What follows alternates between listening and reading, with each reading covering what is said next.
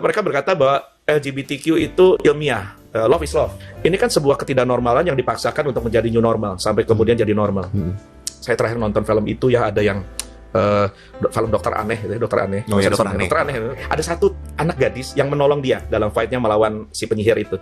Anak gadisnya pakai jaket tulisannya love is love. Love is love. Jadi cinta tuh cinta, nggak apa-apa. Mau jeruk makan jeruk, pisang makan pisang, laki dengan cewek, cewek dengan laki, atau laki dengan laki, cewek dengan cewek, love is love. Nah ini kan pelan-pelan anak kita nonton. Ini sebetulnya nggak normal gitu loh. Kenapa saya bilang nggak normal? Karena pernikahan berdasarkan Alkitab, Allah menciptakan antara Adam and Eve, bukan Adam and Steve. Yes. Ya, traditional marriage, biblical marriage works. Kenapa pernikahan Alkitabiah berhasil? Karena hanya pernikahan Alkitabiah yang bisa menghasilkan keturunan biologis. Yes. Terakhir saya cek, laki dengan laki nggak bisa punya anak. Tapi adik-adik kita, anak-anak kita kan dicekoki gini terus. Ini nggak normal, lama-lama jadi normal. Awalnya mungkin mereka nolak, tetapi kalau diulang, kepala propagandanya Nazi zaman Hitler dulu berkata, sebuah dusta yang diulang-ulang akan jadi kebenaran. Tapi sekali lagi saya katakan, ini tidak ilmiah.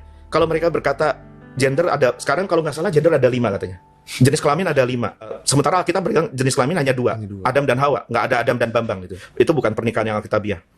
Kita tahu hanya ada pria dan wanita, laki-laki dan perempuan.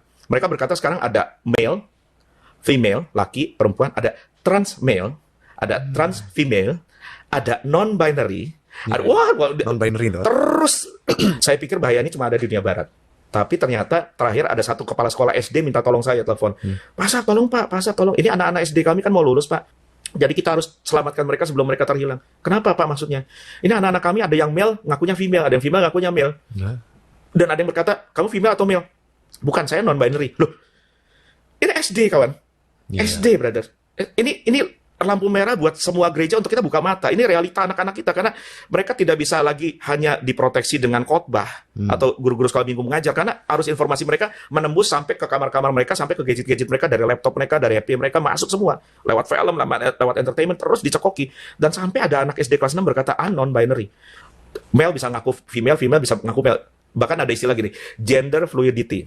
Secara fluid, secara cair, dia menilai jenis kelaminnya sendiri. Gampang buat saya. Kalau seseorang bingung jenis kelaminnya apa, gampang. Lihatlah ke bawah sebelum bicara. Jelas kamu gendernya apa. Gak usah bingung. Ngerti kamu perempuan atau laki, di situ udah jelas. Simple kan? Oke, sekarang orang bisa berdebat di tahun ini nih. Orang berkata bahwa, oh, jenis kelamin bukan 2, ada 5. Oke, katakanlah kita akui saja, kita terima saja. Ya, Alkitab nggak relevan, yang relevan lu. Oke, kita terima. 200 tahun dari sekarang, fosil kita akan digali oleh keturunan kita. Kalau Tuhan Yesus belum datang, fosil kita, angkatan kita akan digali. Saya tanya sama rekan-rekan, akan ada berapa gender yang ditemukan berdasarkan fosil kita? Fosil pasti cuma 2. Faktual kan?